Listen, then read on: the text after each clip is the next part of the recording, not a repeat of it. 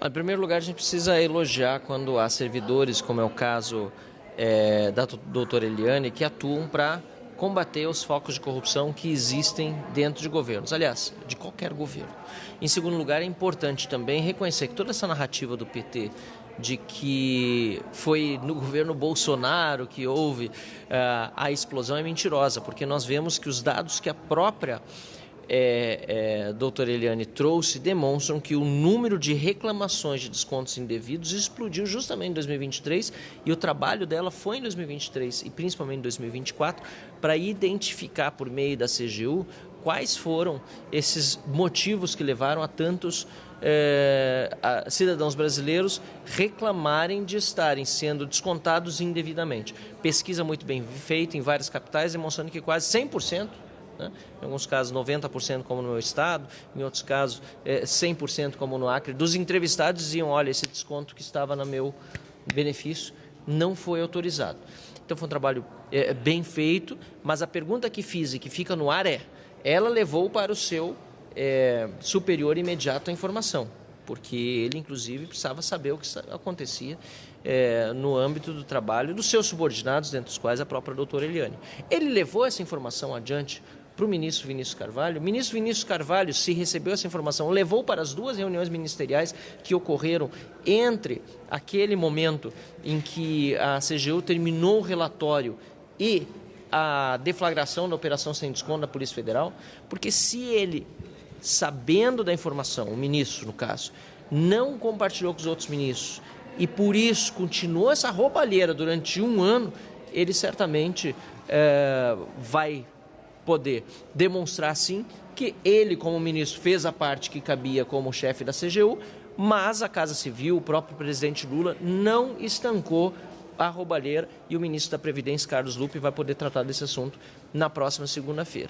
Agora, se o ministro Vinícius Carvalho não foi diligente com essa informação, ele que responde por prevaricação. A gente precisa descobrir quem foi, mas alguém aí falhou no âmbito político dentro do governo Lula para que essa roubalheira fosse estancada antes da operação sem desconto da Polícia Federal, que levou quase um ano para acontecer entre a identificação da CGU de que havia esses descontos indevidos e, portanto, esse roubo dos aposentados e a efetiva deflagração de uma operação policial.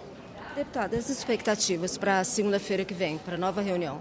Acho que é a reunião que mais atenção vai chamar desde o início da CPI, eu não tenho dúvida disso. Vai haver muitas coisas ainda pela frente, inclusive a convocação do Careca, que vai acontecer também, provavelmente nas próximas semanas, mas essa de segunda-feira é importante porque o ministro da Previdência era o ministro Carlos Lupe quando a operação sem desconto foi deflagrada. Inclusive, ele caiu, como decorrência dessa operação e da pressão que Câmara e Senado fizeram. Lembro bem que na Câmara dos Deputados nós tivemos uma reunião muito tensa com ele, uma convocação foi feita ao ministro, uma aposentada de nome Eximar estava ao meu lado e chorou no momento por causa dos descontos que foram feitos no seu contra-cheque, que ela precisa, que ela tem necessidade, como todos os outros aposentados que têm sido roubados, e certamente isso contribuiu também para a queda do ministro naquele momento. Agora, ele vem para cá na condição de ex-ministro, aliás, ex-ministro duas vezes, porque ele já na época do governo Dilma tinha sido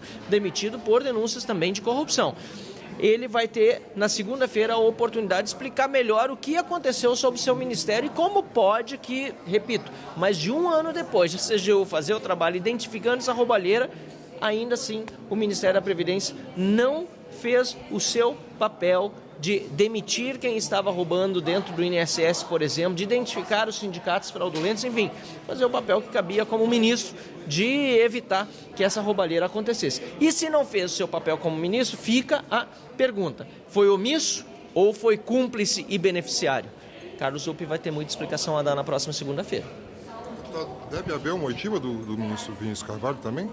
Nós estamos propondo isso, nós inclusive propusemos que o seu subordinado imediato, cujo nome agora não me ocorre, mas que foi declinado pela doutora Eliane, também seja convocado. Acabamos de assinar esse pedido de convocação, porque nós precisamos esclarecer. É claro que com o andar dos trabalhos, nós vamos vendo quais são as autoridades e pessoas mais importantes para serem chamadas, porque a CPI tem um prazo estipulado, porque às vezes as peças do quebra-cabeça podem ser preenchidas por outro lado.